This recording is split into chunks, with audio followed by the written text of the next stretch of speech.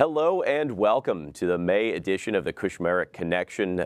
Thank you as always to our hosts, FATV. We're filming this in their new, at this point not so new, studio on Boulder Drive in Fitchburg. And joining me this week is Pete Stevens of the Fitchburg School Committee. Pete, thanks so much for joining me. Thank you, Mike. I appreciate you having me on. No, absolutely. You're a pro at this. You've been in studio more times than I think I have been, and certainly no stranger to the Fitchburg community. You've done a little bit of everything. You've been in. You're an alumnus of Fitchburg Public. You're a retired educator, and really now an institution. I think the most tenured member of the Fitchburg School Committee. Correct? Yes, Yeah. about 14 years now. Yeah. And actually, I was in public education for 35 years. Oh, wow. Yeah. 4 years as a teacher, 31 years as an administrator. But I kind of look at it as I've been working with kids for about 68 years. I started working at the YMCA when I was 16 years old. And I worked there for about 10 years through high school and even when I was in college, working in the youth department and even going back after I graduated from. Did you know right then, too, when you were in high school and college, that this is exactly what you wanted to be doing with yourself? Somewhat. Yeah. I always liked working with kids. Like I worked with kids starting at 16. And actually, I coached football for Fitchburg High School, B.F. Brown, 59, 60, and 61. Wow. I was 19 years old when I started coaching football for 3 years, which was one of the most exciting times in my life. People remember Warren Muir. I was his first football coach, oh, wow. And he went on to become an All-American. That's right. And I just said some really great kids that I coached. Then I went to school for a year, and then I took time off and went back to school and went in to get my teaching degree. And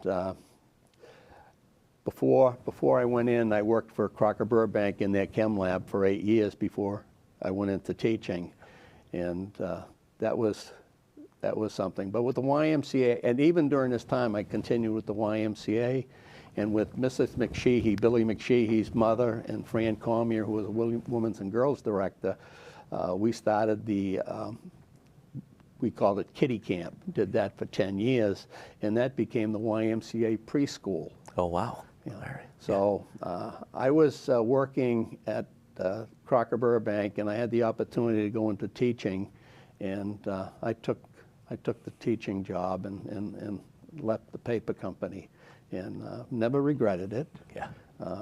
Did you know pretty immediately that this is something you felt passionate about, being in the classroom? I've always felt passionate about teaching. I love the students. I still continue to work with them and continue. What drives you after all of these years to want to be surrounded by children and learning? I always like teaching. I like working with kids. Back into teaching, I wound up coaching again for the Memorial Junior High School football team, 7th, 8th, and 9th graders. Doing that with another fellow, Bill Dooley. Also, Tom Lamey worked with me as an assistant football coach. And Tom, again, another longtime educator. I was emailing with Tom this morning about the Crocker Field project. Tom and I, we're working on that Crocker Field project, and that's one of the things I'm passionate about, is the Crocker Field project. And for the folks at home, this is about restoring it and really building out the field so it's a little bit more equitable for men's and women's sports. Correct? Right now, Crocker Field's used for 4 or 5 football games a year, and that's it. And it just kind of sits idle. And the track team does practice there, but we're going to, and Crocker Field Restoration Committee has put in over $2 million into the field already. And now, thanks to a lot of benefactors and the mayor, who has been a great supporter of Crocker Field, we're going to put another $3.5 million into it, and we're going to put a turf field in. And now it's not going to be a football field. It's going to be a field for all of the students in the community. We're now going to be able to have boys and girls soccer games, boys and girls lacrosse games, track meets, you know, just a number of activities that'll be able to take place. And that's so critical too. I mean, it's a historic space. You know, it is. It's been there for you know, more than a century at this point, right? And really, at the time when it was first built, received, you know, state and national attention. Yeah. It's still a beautiful place. It's still a gem. Even kids coming in there today for those few football games, it's nothing like they play on at their own fields. They'll remember for the rest of their lives when they play on that field. So, I know I played there. I have my little pin here. Is that the old varsity pin? Well, that's the Hall of Fame. I'm in the Hall of Fame. I like to joke about in 1956 against Hudson, I threw the longest touchdown pass play in Fitchburg's history, 97-yard. Record still hasn't been broken? Hasn't been broken All right. yet. Yeah. The Hudson coach in the clip in the paper, I still have, said, we didn't expect him to throw it out of the end zone. So I'm on the Hall of Fame committee. I'm, again, the Crocker Field. I'm chairman of the Fitchburg High School Alumni Association, which we work to help support 75 to 100 kids every year going to college. And that's always a fun activity, keeps us involved with the students. Again, with the school committee, I'm vice chair of the school committee, and I am chairman of the what we call the resource committee, which is the finance committee, and the building needs committee. But I'm also Fitchburg's representative to the CAPS Collaborative. CAPS Collaborative is School for Special Needs Kids, made up of 11 cities and towns, and we're based out of Westminster, and we have over 60 kids from Fitchburg going to the CAPS Collaborative. These are students with high acuity in terms of special education needs, right? Special education needs. And so can't be educated in the traditional setting inside of Fitchburg Public Schools, correct? Right. And a lot of times, we've also taken over the deaf and hard of hearing program at Newton High School, and it used to be part of another collaborative, but now the CAPS Collaborative is running that program at Newton High School, and that serves kids from our whole area and kids from Fitchburg. What a collaborative does, you may have in your school system for deaf and hard of hearing, you may have 1 or 2 kids, 3 kids at different levels, but by forming the collaborative, now you can form a classroom from kids from several towns. Sure. And instead of having a teacher we'll say in Fitchburg, a teacher taking care of 1 or 2 kids, now that teacher can take care of 5 or 6 kids with an aide. Okay. So everybody works together. So I've been chairman of that collaborative now for the last 8 years. And I like to think I've helped. We're probably going to have a 5% increase this year, and most of the collaboratives, the private schools are increasing by. The business never stops. Yeah. Oh, it doesn't. That was Ellen Holmes just called me, and Ellen was the president of MASC, and she's my vice chair on the CAPS Collaborative. And that's the Mass Association of School Committees. Yeah. So. Which you've been active in years, and I know one of my colleagues, someone with whom I share a number of bills, now Senator Oliveira, and Representative Oliveira used to work very closely with you, and you were a little bit of a legend within Oliveira MASC. Is a great guy, and MASC president, on the National Association of School Committees. Jake Oliveira is a friend to education in Massachusetts. Yes, we're very fortunate that he's now in the Senate. Absolutely. Yeah. Yeah. So over the last few years, I've been able to, as chair, to help hold down from 0% to 2% increase in the budget. Yeah. where others were going up 3 to 5%, and again, we're only going up 5%. So, which compared to the rest of the state, right now we're seeing about an average of a 14% increase across the rest of the state. And so I think that's really a testament to your work and the work of the CAPS Collaborative to be able to really contain some of those costs. And I think it's because you're delivering a really not only unique but a superior product for the students who really need that work. So it's I've always had an interest in the special education. I have a niece who has special needs, and along with my brother Bernie and my brother Franny, we were two of the people that started the ARC auction quite a few years ago, and we helped run that for 10 years. We used to have a special needs camp at Coggeshall Park, and I was director of the special needs camp at Coggeshall Park for a couple of years.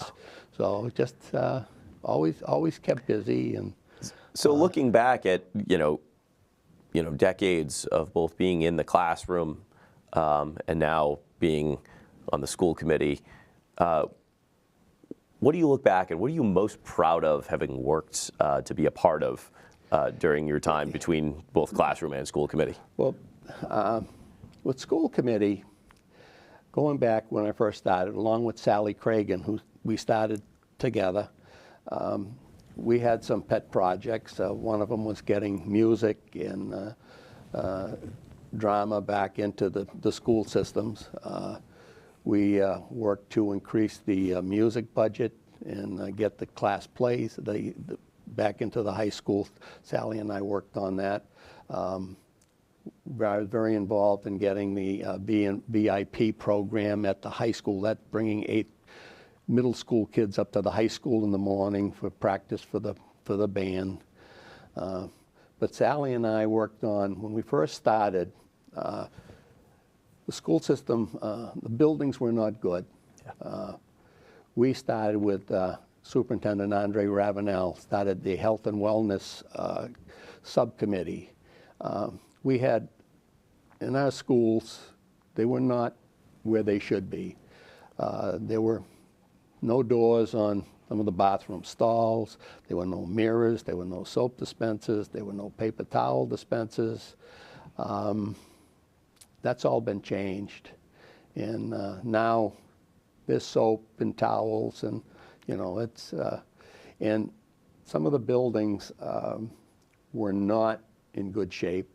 So that's one of the things. We started the Building Needs Committee, which I'm now sub-chair, which has done some amazing work. I remember more than a decade ago, the list of projects was a mile long, and really between your work as a school committee and both the current and the past superintendent, there's been some real diligence of plugging away. And the condition of the schools didn't get that way overnight, right? It took 30, 40 years of deferred maintenance costs and a lack of investment by the city.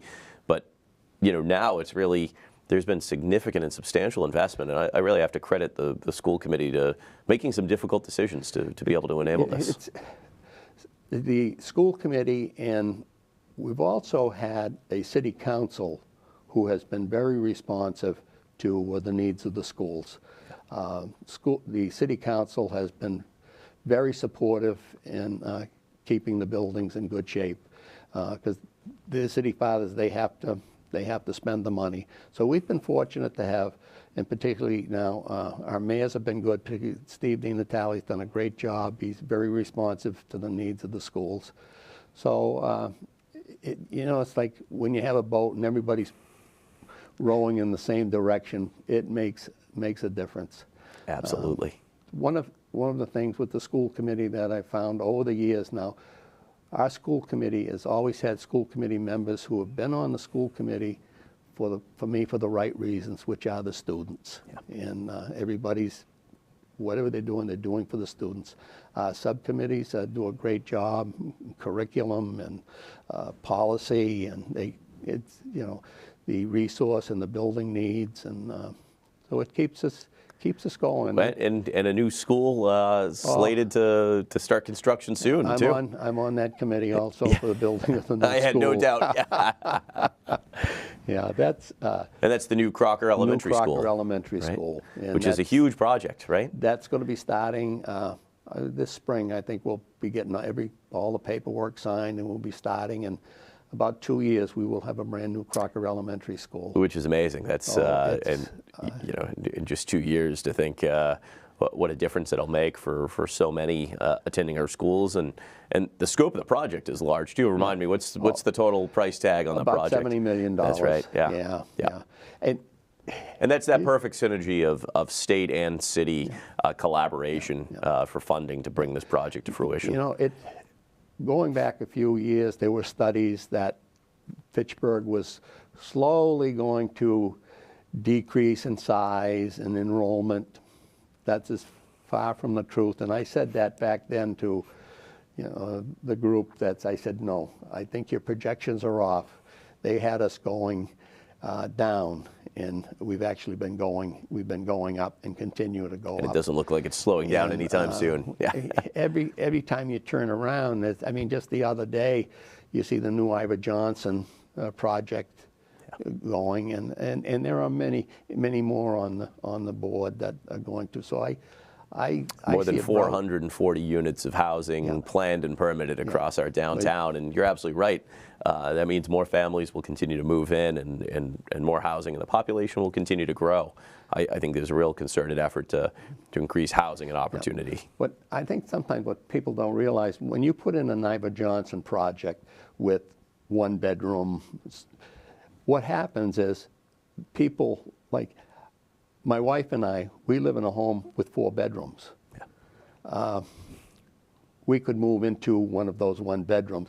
That opens up my house with 4 bedrooms.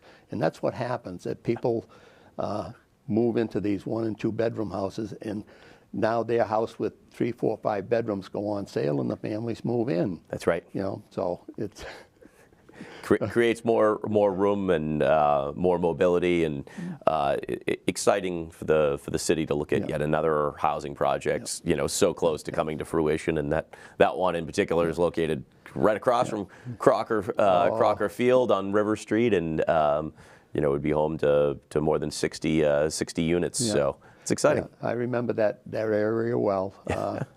Because I'll be 85 this year, so I got 2 more years on the school committee after this. So my wife doesn't want me to run again after that. With those 2 years, I get, and just looking forward, what gives you the most hope and excitement and optimism for the future of Fitchburg Public Schools? The most hope, I think it really is our teaching staff. We have an excellent teaching staff.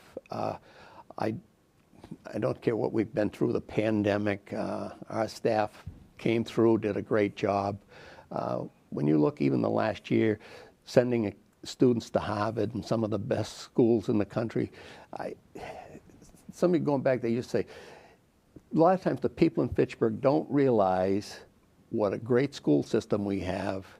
And I always tell them, I say, don't always look where our kids go to school. Look where they've been accepted to. Right. I mean, we have a lot of, you know, our poverty rate in Fitchburg is very high. We've got 80% of our students on free reduced lunch, you know, I mean, they get accepted. I'm working with a young woman now, looking for scholarships. She's been accepted at 4 colleges already. She will be a first generation from her family to go to college. And so we just need those people out there to help them where the scholarships are, where they can apply. And but our kids do a great job, and our teachers do a great job getting them ready. My whole family's been through Fitchburg Public Schools. My granddaughter and grandson, they live in Leominster, but Peter just graduated from Fitchburg, and he did very well at Keene State last year, my alma mater. Fantastic. Congratulations.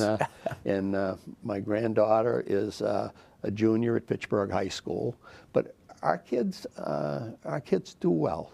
You know, they're well prepared. A graduate of Fitchburg High, you know, knows no limits, right? It could be from, yet again, we'll have more students that go to Ivy League schools. But to your point, often they choose they make the more prudent financial decision around where they go. Often it's a state school or university where they make that decision, and we see Red Raiders across every sector of the workforce and at every level of success imaginable, right? And I see a Fitchburg degree as the mark of excellence, but also the difference maker for a lot of folks.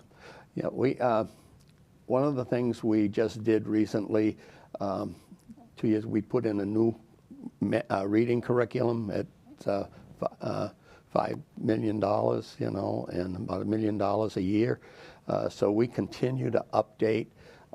We apply for every grant that comes along, and we just continue to work to improve the school system, and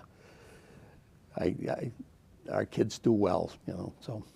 Well, Pete Stevens, thanks so much for coming in studio. Thank you for being my guest today, and thank you for a lifetime of commitment to our public schools. I'm going to continue for a while still, so. Fantastic. Thank you, Mike. I appreciate all you do for Fitchburg and the area. Well, thank you, Pete, and to our viewers at home, thank you so much for tuning in to the Kushmerek Connection. Thank you to our hosts at FATV. We'll see you next episode.